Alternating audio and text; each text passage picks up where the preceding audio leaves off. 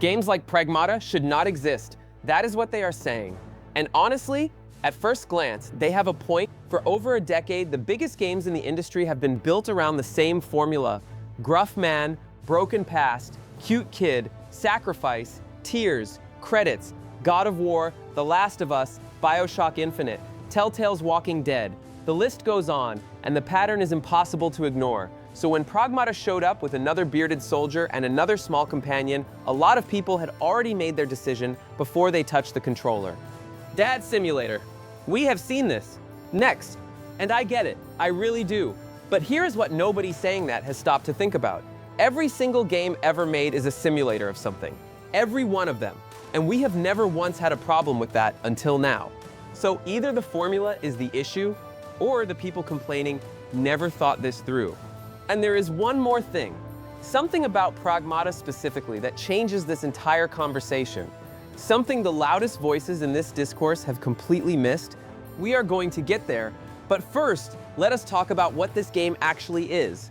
Pragmata launched on April 17th, Capcom's shooter and adventure. You play as Hugh Williams, a gruff, bearded space marine navigating a moon base overtaken by a rogue AI. Standard setup. The kind of premise that has powered hundreds of games and nobody blinks at. Then there is Diana. Diana is a humanoid android built to look like a young girl. Big eyes, small jacket, bare feet, the kind of precision cuteness that Capcom clearly engineered down to the millimeter. Her original designation is DI-03367. Hugh shortened it. She hacks enemy systems, fights alongside you, and occasionally hands you drawings she made. By the accounts of people who actually finished the game, she is one of the better companion characters in recent memory. And the internet had already decided what she meant before most people reached the second chapter. The complaints spread fast. Dad Simulator. Another one. The industry is addicted to this formula, and Pragmata is Exhibit A. Gruff man finds small, vulnerable companion. Small, vulnerable companion needs protecting. Gruff man discovers he still has something worth fighting for. Emotional swells. Sacrifice. Everyone cries. Roll credits. The fatigue behind that complaint is real. It did not appear out of nowhere. Through the 2010s, as the developers who built this industry became parents themselves, their games started reflecting that. The emotional texture of their real lives found its way into their work, and what started as something fresh and genuinely moving began to calcify into formula. Studios noticed what worked. They reached for it again and again, until gruff dad plus small companion stopped feeling like a creative choice and started feeling like a default setting. So by the time Pragmata arrived, a lot of players had been burned before. They had sat through games that promised the emotional weight of The Last of Us and delivered a cheap imitation. Games that assembled the ingredients without understanding the recipe. They were done with it. And here's the thing, that frustration is legitimate. Bad dad games exist. Games that used a child as an emotional prop rather than a character. Games that manufactured tears instead of earning them. Games that thought the formula was the point rather than a vehicle for something deeper. The frustration is legitimate. The conclusion they drew from it is not. Because dismissing Pragmata as another dad simulator before playing it is not criticism. It is pattern recognition dressed up as analysis. And there is a difference between those two things that this video is going to spend some time on. But before we get into dad games specifically, I want to zoom out because the complaint about dad simulators rests on an assumption that nobody in this conversation has bothered to examine. The assumption that simulating this particular human desire is somehow less valid than simulating all the others. And that assumption falls apart the moment you look at what games have always actually been. I want you to think about what Grand Theft Auto is. Not the missions, not the map, what it actually is at its core. GTA is a power fantasy. It is a simulator of consequence-free transgression. You steal cars, evade police, cause chaos, and nothing that matters in your real life is touched by any of it. The entire appeal is that you can do things you cannot do, would not do, should not do, and walk away clean. Nobody calls GTA a criminal simulator as an insult. Nobody questions the psychology of the people who love it. Nobody writes essays about how Rockstar has been recycling the same criminal fantasy for 30 years and the medium needs to move on. Because we understand, without needing to discuss it, that the fantasy in the game is not a blueprint for real behavior. It is a release valve, a safe container for an experience that real life cannot provide in the shape the player needs it. That understanding is the foundation everything else is built on, and it applies to every game ever made. Dark Souls is a simulator of perseverance against impossible odds. The entire design philosophy is built around one specific feeling.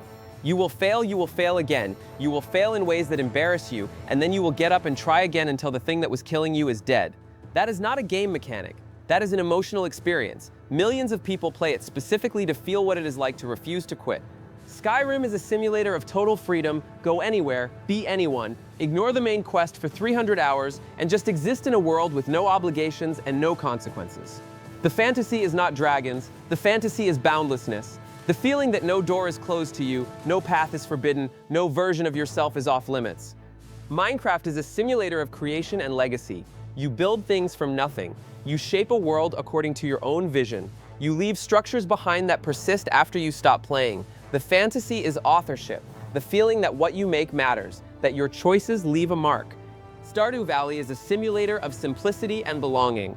You leave behind the noise of the modern world and find a life with slower rhythms, meaningful work, and a community that knows your name. That game sold tens of millions of copies because the fantasy of stepping off the treadmill and into something quieter is one of the most powerful desires people carry around without knowing where to put it. Halo is a simulator of being the last line of defense. The Covenant is coming, Earth is going to fall, and you are the one thing standing between extinction and survival. The fantasy is not the gun. The fantasy is indispensability, the feeling that your existence is the difference between everything and nothing. Shadow of the Colossus is a simulator of sacrifice. You do not just kill enemies in that game. You kill things that are beautiful, things that are peaceful, things that have not done anything wrong. You carry that weight with you. The fantasy is not heroism. The fantasy is the willingness to pay a cost that cannot be undone for something you believe in. Every one of these games is handing you a feeling that real life cannot reliably provide: power without consequence, freedom without obligation, perseverance without permanent failure, creation without the limitations of physics, belonging without the friction of real relationships, indispensability without the terror of actually being the last hope, sacrifice without the permanence of real loss. That is what games do. That is the entire point of the medium. And it goes further than the examples I gave. Think about what Nier Automata is really selling. It is not the combat, it is the experience of searching for meaning in a world that might not have any and choosing to act anyway. Millions of people played that game because they needed to feel what it is like to keep going when the foundations fall away. Think about what Mass Effect is really selling. Not space exploration, the fantasy of building something that matters, of assembling people who trust you, of being the kind of leader that people follow into impossible situations because of who you are rather than what you can do. Think about what Animal Crossing is really selling. Not fishing and furniture. The fantasy of a community that is always glad to see you. Of waking up and having somewhere to be that is genuinely yours. None of these games are about the surface thing. They are all about the feeling underneath the surface thing. The desire that real life carries but does not always satisfy in the shape the person needs it. So when someone plays a game about protecting a child, about feeling genuinely responsible for something smaller and more vulnerable than yourself, about having your choices matter to a life that is not your own, they are doing exactly the same thing every other player in every other game has always done. They are reaching for a feeling that real life does not always provide on demand. The feeling of being needed, of mattering to someone in a specific, irreplaceable way, of showing up for something beyond yourself and not letting it down. That is not a lesser fantasy than any of the ones I just described. In many ways, it is a more honest one, more grounded in actual human experience. The desire to care for something, to protect something, to be the reason something survives, that is one of the oldest drives a human being carries. Games did not invent it, they just found a way to let people feel it on a Tuesday afternoon when real life is not providing it. And the idea that this specific desire out of all of them is the one that has become controversial is something worth paying attention to. But before we get there, let us talk about the machine that turned this into a controversy in the first place. There is a specific thing that happens in gaming discourse now that did not happen 10 years ago, and Pragmata is one of the clearest examples of it. A game gets announced or released within 24 hours before most people have played it. Before any meaningful critical conversation has had time to develop, the internet has already processed it into a category, filed it away, rendered a verdict. The actual game never gets a chance to make its case. By the time enough people have finished it to form a considered opinion, the narrative has calcified. The algorithm has sorted everyone into camps. The takes have been indexed and the conversation has moved on. This is not a small problem. It is a structural problem with how games get discussed in the attention economy. The incentive is never to be thoughtful, it is to be first. And being first means working from pattern recognition, not from experience. With Pragmata, the pattern was obvious. Bearded man, small companion, moon-based aesthetics that evoke isolation and emotional stakes. The visual language of a dad game was all there, and the discourse machine did what it does. It took the pattern and made it the verdict. What got lost in that process is the question that actually matters. Not does this look like something I have seen before, but does this game do something real with what it is? Those are completely different questions, and the discourse cycle we live in is almost perfectly designed to ask the first one and ignore the second. Think about what happened with games that are now considered classics. When The Last of Us came out in 2013, the gruff man protects young girl in post-apocalypse premise was not new either.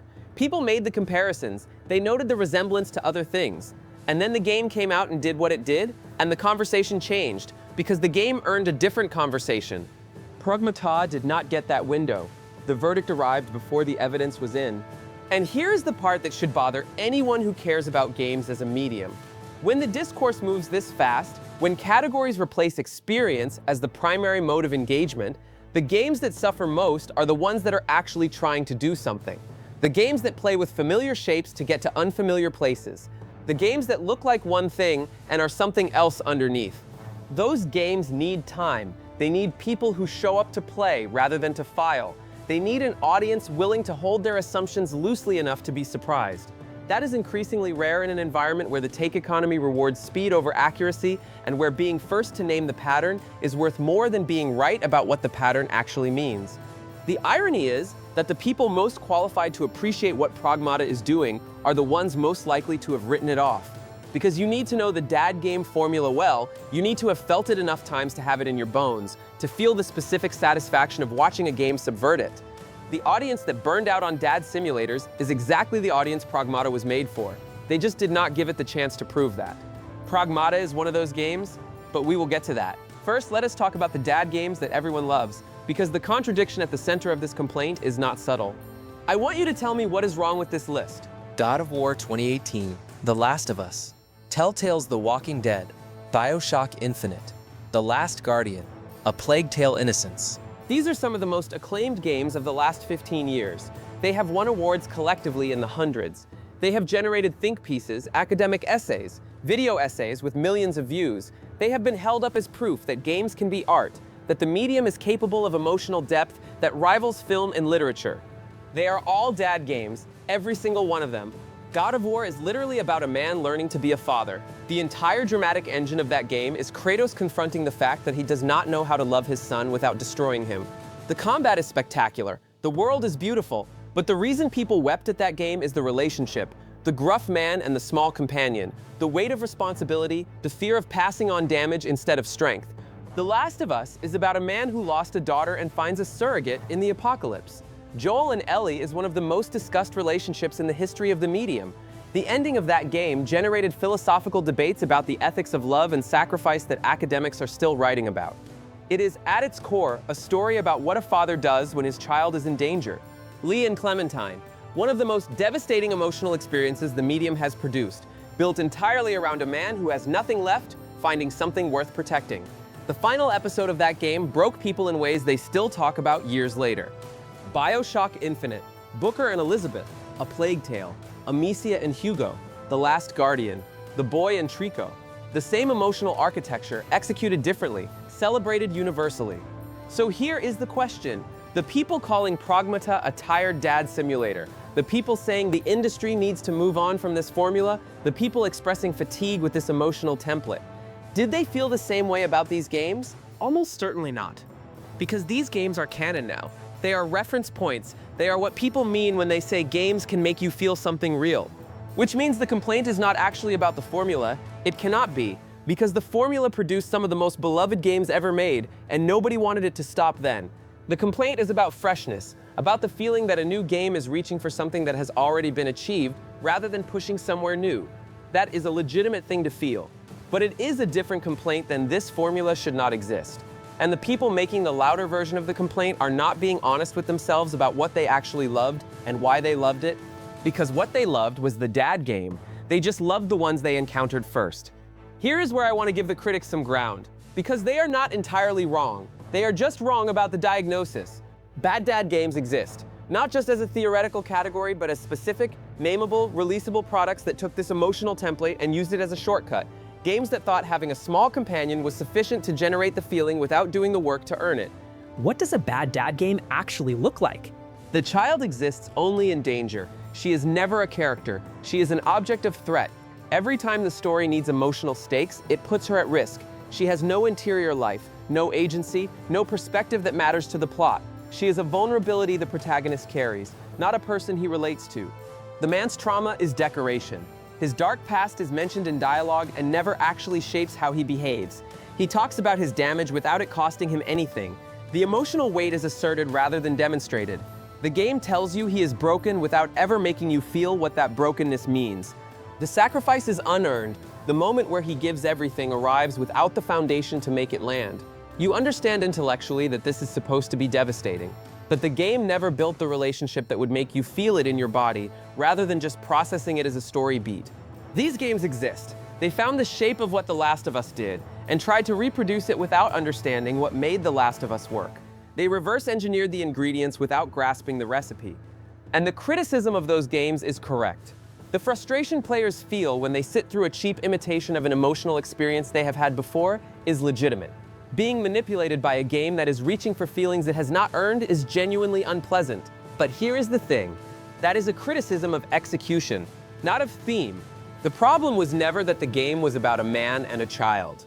The problem was that the game did not do the work. It did not build the relationship. It did not make the characters real. It did not earn the emotion it was asking for. And that distinction matters enormously, because if the problem is execution, the answer is to demand better execution, to hold games to a higher standard, to say this specific game failed to do what it was trying to do. If the problem is theme, the answer is to rule out the entire emotional territory, to say this kind of story should not be told in this medium. And that answer would have meant no Last of Us, no God of War, no Lee and Clementine. Nobody actually wants that. They just want the bad versions to stop and the good versions to keep coming. Pragmata is a good version. And the reason it is a good version is something nobody bothered to find out before making their decision. Every expectation you carry into Pragmata is wrong. You see Hugh, the beard, the guns, the haunted eyes, the moon base, the small android companion, and everything you have learned from 15 years of dad games tells you exactly how this works. He protects her, she is vulnerable. His arc is about learning to care for something again. Her arc is about bringing him back to life. He will probably sacrifice himself at the end. That is not what happens. Diana protects Hugh. From the opening of the game, Diana is the one with the power. Her hacking capabilities dismantle enemy defenses in ways that Hugh's weapons simply cannot replicate. The puzzle sequences that represent her hacking are not mini-games you complete between the real combat, they are the combat. They deal more damage than anything in Hugh's arsenal. They are the difference between winning and losing. Hugh is, in the most literal mechanical sense, a vehicle. He carries Diana through the environment while she does the actual work. One critic called him a dad cab, and that description is more accurate than any formal review. This is not a small subversion. This is a complete structural inversion of the formula. The game looks like a dad game from the outside and plays like something else entirely from the inside. The character you are supposed to be protecting is the one keeping you alive. The vulnerability you expect to defend is the source of the most significant power in the game. And what that changes is the emotional dynamic. This is not a story about a strong man carrying a fragile child. It is a story about two incomplete people who need each other in different ways. Hugh shows up. Diana does the work. Together they function in ways neither could alone. That is a different relationship than the sad dad formula. That is something closer to an honest portrait of what care actually looks like, which is rarely one person carrying another and much more often two people covering each other's gaps. The game also does something that very few entries in this genre attempt. It points at the sad dad formula directly. It shows you what the cliché looks like, lets you recognize it, and then demonstrates how far from it Pragmata actually sits. It is self-aware in a way that requires you to have seen the genre it is commenting on, which means it rewards the exact audience that the dad simulator complaint came from. The people most tired of dad games are the people best equipped to appreciate what Pragmata is actually doing. They just did not play it long enough to find out. Let us say all of that clearly, because I think sometimes in these conversations the actual argument gets buried under the discourse. Pragmata is a well-made game that is not a defense of dad games as a category. It is not an argument that every game with this premise deserves a pass. It is a specific claim about a specific game. The combat works because Diana's hacking creates a genuine tactical layer that evolves throughout the game. The puzzles are not interruptions to the action. They are integrated into it in ways that reinforce the relationship between the two characters mechanically, not just narratively. You feel the partnership in how you play, not just in cutscenes. The writing earns its emotional moments. The relationship between Hugh and Diana develops through gameplay and through small interactions that accumulate over time. When the game asks you to feel something, it has done the work to put you in the right place to feel it. The foundation is there, the payoff lands because the setup was genuine. Diana is a character, not a prop. She has a perspective, she has agency, she pushes back against Hugh in ways that shape his arc. She is not there to be in danger, she is there to be a person, and the game understands the difference between those two things. This is what good execution looks like. Not the absence of familiar elements, but the presence of craft applied to those elements. The dad game formula is not a problem when the people using it actually know what they are doing. The problem has always been the games that used it without knowing what they were doing. Pragmata knows what it is doing. And the irony is that the people who dismissed it as derivative were the ones best positioned to recognize that if they had given it the time to show them. Familiarity is not failure.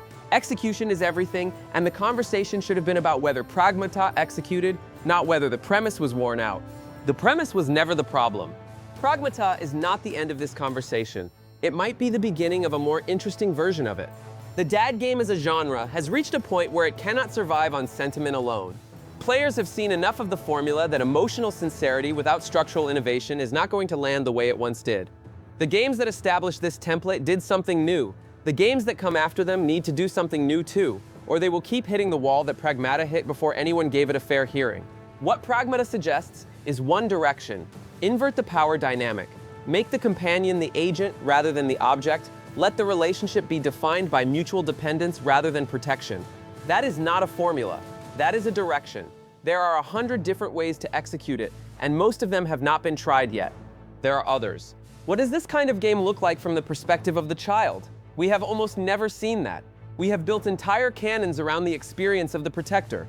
The experience of being the one who is protected, of understanding what it means to be cared for by someone who is doing their best and falling short, that is almost entirely unexplored territory in this genre.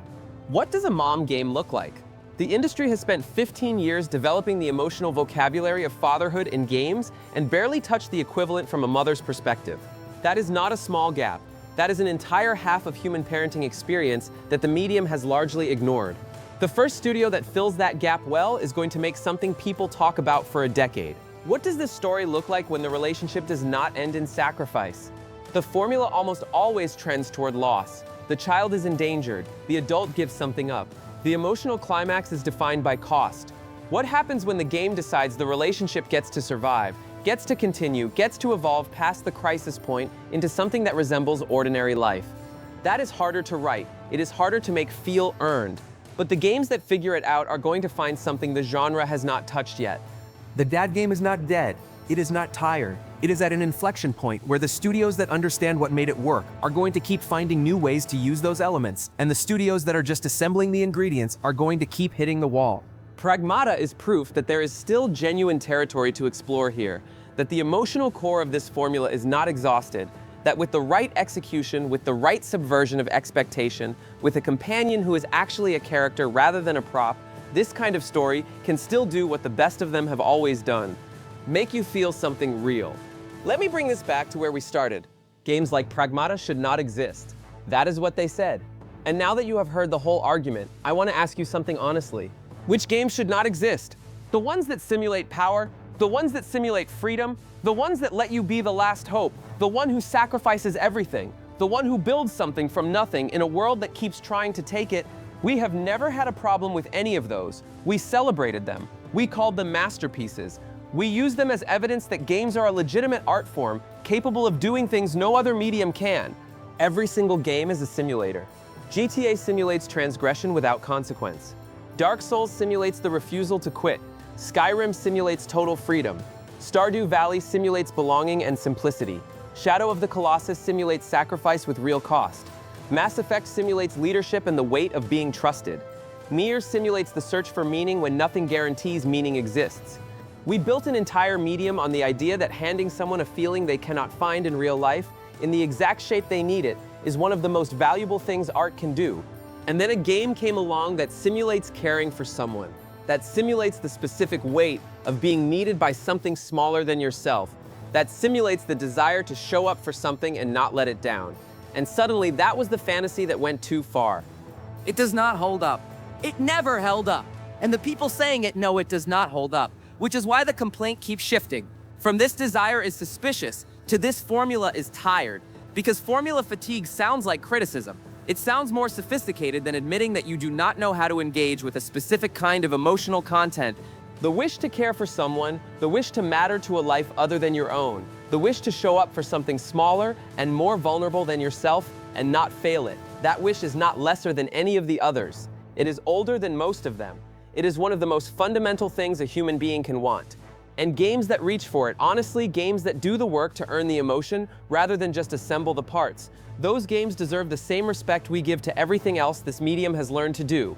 Pragmata earned that respect, not because it invented something new from scratch, because it took something familiar and treated it with enough craft and enough honesty to make it feel real again. It looked like a formula from the outside and was something more interesting on the inside. The companion who protects instead of being protected. The relationship built on mutual dependence rather than one-sided heroism. The subversion that only lands if you know the genre well enough to feel what is being subverted. That is what good execution looks like. The trope is not tired. The bad versions of the trope are tired. And the solution to bad versions of something is never to eliminate the thing.